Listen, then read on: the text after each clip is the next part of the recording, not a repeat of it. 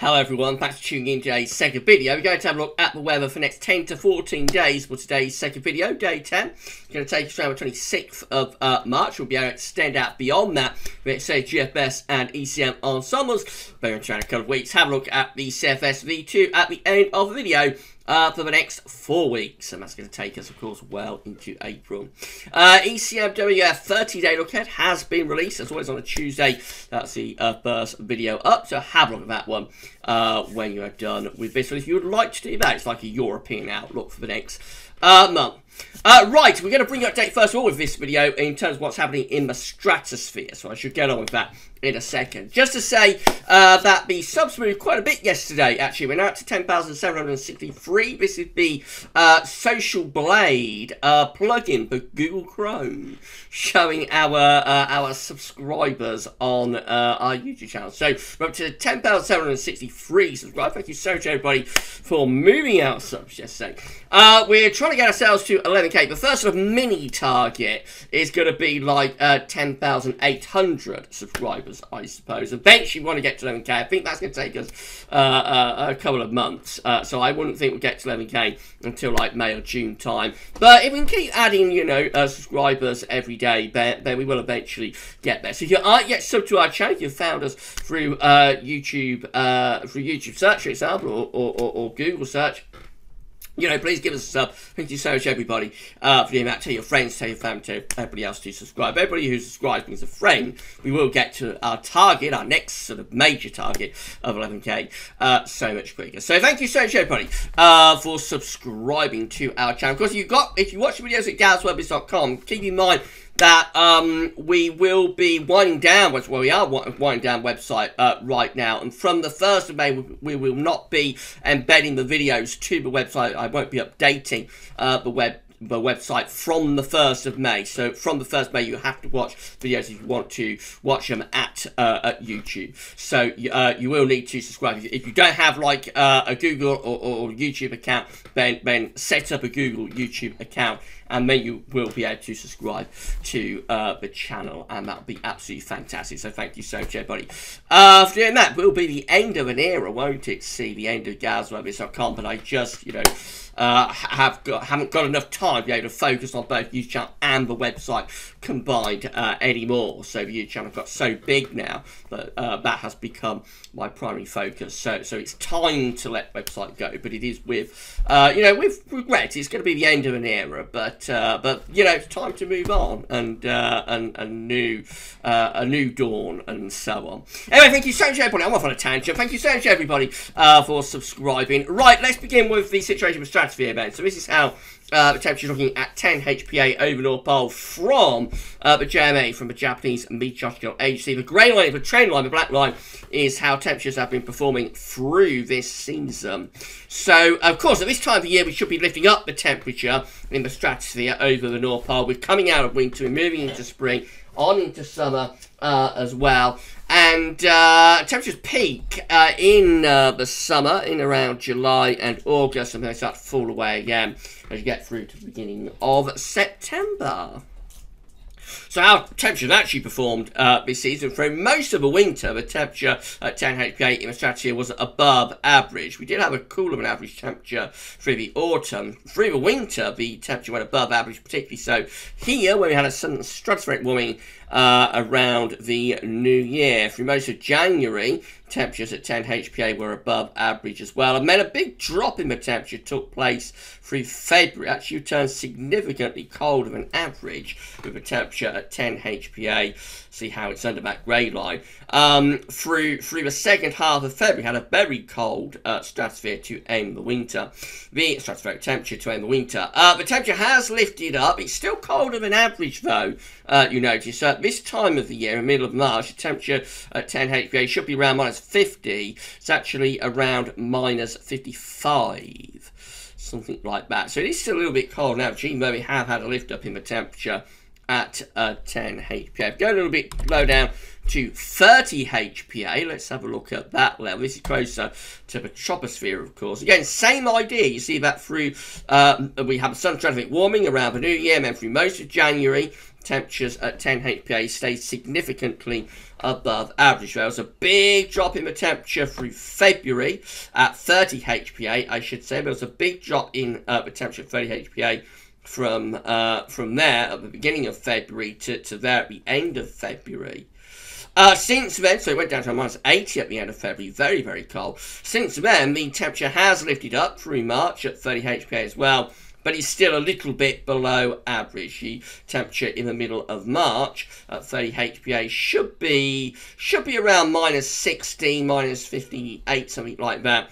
And we're actually around minus 62, minus 63. So it is still a bit cold on average at both 10 and 30 HPA. And this has been associated with a powering up, of course, of the polar vortex and the zone of winds. And it's the reason that we've gone into a milder period at the end, or went into a milder period at the end of February and into March with Atlantic-driven weather and lost the northern blocking. Now, of course, we come to the end of the season, so we are going to see a final end to the polar vortex. It will happen via a final sort of warming of the stratosphere at 10 HPA, and then that will be the end of the polar vortex for this season. It happened at some point through the spring, but when it happens is variable. Last year it happened very late at the beginning of May. Let's see what GFS is forecasting, how things are looking in terms of the temperature at 10 HPA with the latest GFS run at metroseal.fr. Now, they experienced a catastrophic meltdown of their servers. There was a terrible fire where Metroseal's servers are housed in Frankfurt. Thankfully, they have been able to get the website back up, and some of the data is there, although by no means all of it. Most of the model data is still, unfortunately, not available. They have got a little bit still, or they have got a little bit back. One of the things they've got back is the GFS. So this is you know, just keep an eye on what's happening at Metroseal. They will eventually start adding more and more, I think, to the website as more and more things come back. But it's been absolutely terrible times for the owners of metroseal.fr. It must have been absolutely awful to see their servers going up in flames like that last week. Anyway, this is how temperatures are currently looking at 10 HPA in the stratosphere over North Pole via the latest GFS. You see the cold temperatures are there with those blue colours. Let's see what's forecast to happen. So if anything, temperatures are going to get cold. Look, the blues are deepening here over the North Pole as we go through the next few days. So if anything, temperatures will turn colder again. It's quite unusual that to happen in the second half of March, but temperatures are going to turn colder through the next few days over the North Pole. Now, as we're coming towards the final week of March, we are getting a warming of the stratosphere over Siberia. Will that be the final warming? Let's see what happens. So we run on to extended range with this GFS, and you see over time that blue area is shrinking. And we have got a definite warming of the stratosphere over Siberia that is trying to push into the Arctic. We've got a little bit of a split there, actually, of the polar vortex at its roots in the stratosphere by the 1st of April. There's a bit of a split starting to take place. You see how those blue colours sort of pulled apart with some of it going down into America and some of it over towards Northern Europe. So this could be the final one. This could be the final end of the polar vortex, and for this season. So it might be. You never know. You never know until it's happened, really. But certainly, like, going to be quite cold in terms of stratospheric temperature over the next few days. But moving into the last week of March, it does look as though those stratospheric temperatures will begin to lift up. This is from weatheriscool.com. So this is showing the zonal wind at 10 HPA in the stratosphere. So let's get rid of some of these colours, shall we? So we'll see if we can get rid of some of those. Actually, we'll refresh the page, I think. It's all gone a little bit wrong, sorry about this, everybody. So I don't know what's happening. Why aren't those disappearing? So let's just get rid of all of that. Right, so there we go. So this is how the zonal wind is currently looking. So black line, of course, shows that this time here, zonal winds should be getting... but it should be weakening as temperature at 10 HPA warms up, so zonal wind should weaken.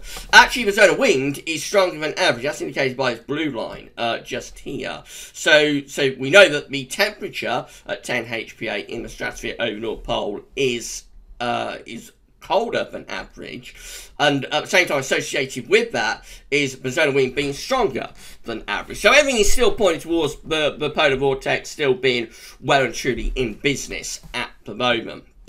Let's add on a little bit of forecast data. So the first thing to add on is the GFS ensembles. That's these green lines just here. So that they are forecasting zone winds to actually get stronger through the rest of March, if anything, which again is quite unusual for that to happen. You normally associate March with like a weakening of the zone of wind. So for zone of wind to get stronger through March is quite unusual. That's what GFS ensembles are forecasting today. CFS long range model is forecasting that zone of winds will eventually weaken and reverse in April. This being April just here, of course. This is March there. So yeah, you can see how these blue lines are collapsing, particularly in the second half of April. So the CFS V2 is forecast like an end of the polar vortex, and the final end to the PV this year happens in the middle to second half of April. But there is quite a significant weakening of the zone of wind throughout April, actually. The CFS can be a little bit biased, so in weakening zone of winds too much. So if we get rid of CFS and add on the bias corrected, you see it actually doesn't make all that much difference. Even with the bias corrected, it still looks like the CFS is forecasting a significant weakening of zone of winds through April, and a reversal of zone of winds are in reverse, meaning the end of the polar vortex by the time we get through to the second half of April. So it looks like April is going to be the month where the PV will be on its way out. We'll see about that. Now, again, we're going to do a bit of refreshing with the tabs. So I'm going to pause the video there, and I'll see you in a second. Right, with that, we shouldn't have to worry about any more refreshing of the tab. So next thing you're going to look at is GFS ensembles. That's pretty much everything that's happening in the stratosphere. Let's have a look at the GFS upper air temperature and precipitation ensembles for the next couple of weeks. So we're looking at Cardiff today. Red line, 30-year upper air temperature average for Cardiff. We're a little bit above average of upper air temperatures at the moment. They're going to slip down a little bit over the second half week. I can pull some colder air into the southeast, although nowhere near as cold as it looked like it may get a few days ago. After that, basically just keeping the upper air temperatures very close to the long-term average, which is probably going to be quite mild. You know, that's probably going to be quite mild, to be honest, through the next week or two. So no sign of anything particularly dramatic. There are still a few colder outliers just here. I don't think they're too much to worry about at this stage, and to be honest, it looks like things are going to stay relatively mild over the next week or two. Precipitation-wise, loads of dry weather as well coming up in the next week. Perhaps getting a bit more unsettled as we come through to the final days of March. Temperature anomaly, so 16-24 of March, going to be a little bit above average, so it is getting milder across Ireland and the UK in weekend. Most parts of Europe looking very, very chilly to cold indeed, but the far northwest is milder. Precipitation anomaly, so on the 16th to 24th of March, going to be significantly drier than average, so a relatively mild and dry week coming up. Latest wind flow map from earthnorthschool.net shows that high pressure is becoming increasingly influential there. There is some rain, has been some rain across the country today, but high pressure is building in from the southwest. You see the arrows here being pushed northwards. That's jet stream going northwards with the areas of low pressure as high pressure takes over from the southwest. That high pressure will be in the ascendancy for several days. This is how the UK Met is looking for Friday. High pressure is out to our west. We're bringing in the wind from an east-northeast direction. It could be quite cold in this southeast corner, with a chance of some wintry flurries, maybe the far southeast on Friday. However, I think the air is probably too cold to sustain that, so maybe just like drizzly, damp weather in the southeast corner. Really. And in any case, by Saturday, we've lost that easterly. The ridge is back in across the country and bringing a lot of dry and fine weather with it. We'll see the temperature recovering in the southeast over the weekend. That's how we finish up with UK Met for Monday 22nd of March under a nice ridge of high pressure from the Azores High. And yeah, so it should be mainly dry and pretty spring-like by then, I think, with temperatures into the teens Celsius. GWV 6Z, again, we've got this northeasterly wind into the far southeast corner on Friday, so there will be a chill in in the east and the southeast on Friday with this easterly, but most of the coldest of the air with that is being kept at bay over on the continent. We cut the easterly off very quickly, so before the easterly has a chance to get in that -10 Celsius ice firm, you know, the ridge is toppling through the country, cuts off easterly, sends it down to France, and so we don't get that -10 Celsius ice firm in as it looked like we would a few days ago. But high pressure event just sits around the country through the weekend, keeping it mainly dry. Temperatures will start to recover in the south and the southeast as well. And into next week, lots of dry weather. Could be some rain coming to Scotland, but England and Wales and the area of high pressure again looking mostly dry and fine. These dry and fine conditions extend out through to day 10. So this gets us to the 26th of March, again, under this nice ridge of high pressure. Temperatures, I would have thought by this point, are going to be into the mid-teens, probably. So a proper descent into spring, proper arrival of spring through next week. Now, with the very accelerated, it does turn cooler and more unsettled with the GFS 6. So eventually, we collapse the ridge over to the east side of Europe, get another area of high pressure building in the North Atlantic, and we have another one of these diving areas of low pressure, which have had on and off through several months. Get another one of those coming up as we come to the end of March. This low pressure dives in from the northwest, brings outbreaks of rain, and probably brings some colder air in from the north as well. So we come to the end of March, running up towards Easter, of course, and it starts to turn cooler and more unsettled as well. That's how we're going to get to the very end of GFS 6 today, which is for the 1st of March, 1st of April, I should say, Thursday the 1st of April, with a ridge building in from the southwest once again. Excuse me, GM. It's looking like this, so high pressure will be dominating weather over the next few days, bringing lots of dry and fine weather with it as well. Into next week, just starts turning a little bit more unsettled and colder with the GEM for next week compared to like what GFS was showing. So it pulls the heights out into the Atlantic, digs this area of low pressure in from the north, and actually starts to pull in like a northerly blast. So the GEM is actually going cold through the second half of next week with a proper old northerly setting up there, bringing in the -10 Celsius ice firm to the northern half of the country. By day 10, which is the 26th March, we actually begin to bat the wings back round to the west. So we lose those northerlies, and it'll start to turn milder. That is a proper northerly blast that the GEM is going for there around, when is that? So that's around the 24th, 25th of March. Proper old northerly within the GFS ensembles. So I assume within the GFS ensembles, these ensemble members just here are probably doing something similar to that. So there aren't many GFS ensemble members that are doing that. There's one or two, so it's a possibility, but looks quite unlikely within the GFS ensembles that we get that northerly blast. But of course, we have had cold weather on and off over the past few months, so the risk that we get a cold blast is probably a little bit greater than climatology. You know, it's probably a little bit greater than average. But at the moment, it looks like a low risk, and probably probably don't have to worry too much about that. And then the ECMWF looks like this. High pressure again out to our north and west on Friday, bringing in that easterly wind. So it will be cold into southeast on Friday, but not for long. We get rid of that easterly very quickly. And into next week, we have a proper old spell of spring going on here. Notice the ECM does drift the high pressure out to west by the middle of next week, trying to pull something a little bit cooler down from the northwest, but nothing like the extent that GM has with that northerly. We finish up with the ECM looking like that, still dominated by high pressure, and we're in a bit of an easterly flow there, which could be quite chilly for the south. But again, nothing like that northerly blast that the ECMWF was showing, that the GM was showing, sorry. This is the precipitation type forecast based on that ECM run. So again, we see lots of dry weather really through many parts of the country. There will be some showery rain at times in the east, but the emphasis is high and dry for the next few days and into next week as well.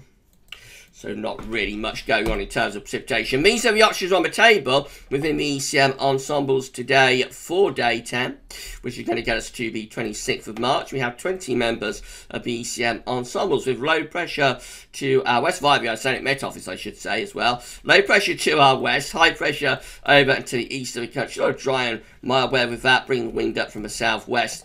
Should be very pleasant. 13 will have low pressure to our west. High pressure will be to the east. We'll be bringing up like a southerly southeasterly flow. Again, a lot of dry and mild weather with that. 13 will have a ridge over top of the country, so that's mostly dry and fine. That includes the operational run. And 5 with low pressure over to west country. That's going to be the most unsettled option. Even that one should be relatively mild though. So no ECM ensemble members are bringing down that northerly blast that the GEM is showing. So it does show how isolated the GEM is on that northerly in around a week or so's time. In 2 weeks' time, these are the options that we've got within the ECM ensembles. This gets to the last day of March. 19 members of the ECM ensembles have, let's change the colour, have high pressure if we can. Have high pressure over the country, going to be mainly dry and probably quite spring-like with that. 12 just here have low pressure over top of the country, and the high pressure is pulled out into the middle of the Atlantic Ocean. So that is much more unsettled and potentially quite a bit colder as well. As we're bringing cold air from the north into that trough of low pressure. 11 have high pressure in the middle of the Atlantic going up towards Greenland with trough of low pressure over Scandinavia. Winds with that of northwesterly to northerly. That's going to be cool, probably quite unsettled. And then 9 just here have high pressure to our north and also to our east. And with this one, we're probably dragging up like a southeasterly to southerly wind. That could be really quite warm. That could be warm as we come to the very end of March. Only 9 doing that. But that is like early summer type temperatures, I would have thought, into the upper teens Celsius. You know, 17, 18 degrees with that sort of scenario. So if you put together the 19 that we have here with the 9 that we have there, they're the 2 anticyclonic options. So, but then put the 12 and the 11 here. It's almost like a 50-50 split, really, as come to the end of March in the ECM ensembles as to whether it's going to be settled or unsettled. CFS-V2, lastly, these are 500 millibar heights breaking down into week periods. The first week period takes from 16th to 22nd of March. The coming week is going to be dominated by high pressure just to our northwest. We will bring something a little bit cold into southeast at the end of the week, but otherwise not too bad at all. Week 2 is going to be the 23rd, 29th of March. Again, high pressure dominates through the country, really. So just a lot of dry and fine weather. Temperatures should be pretty mild with that as well. Week 3 will be the 30th of March to the 5th of April. Heights are pulling into the North Atlantic. Low pressure around Greenland, Iceland.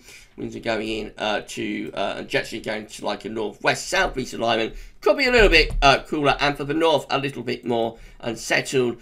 But high pressure really dominates through the next 4 weeks, and by week 4, which is the 6th to the 12th of April, the high pressure is back in control, sitting over and to the east of the country. Winds probably coming up from a southeast direction. Should be mainly dry and potentially quite warm with that one.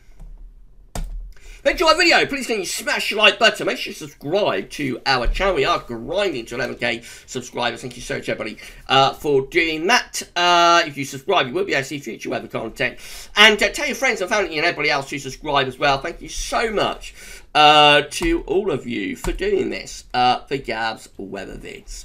Right, that's it for videos for today. Then tomorrow we're going to have a USA forecast, have a 10 to 14 day, and no Wednesday live stream, of course, at the moment. So you can have a 10 to 14 day for you tomorrow as well. That's all going to be coming up on the channel tomorrow on Wednesday. But for today's videos, that's all for now. And thanks for watching.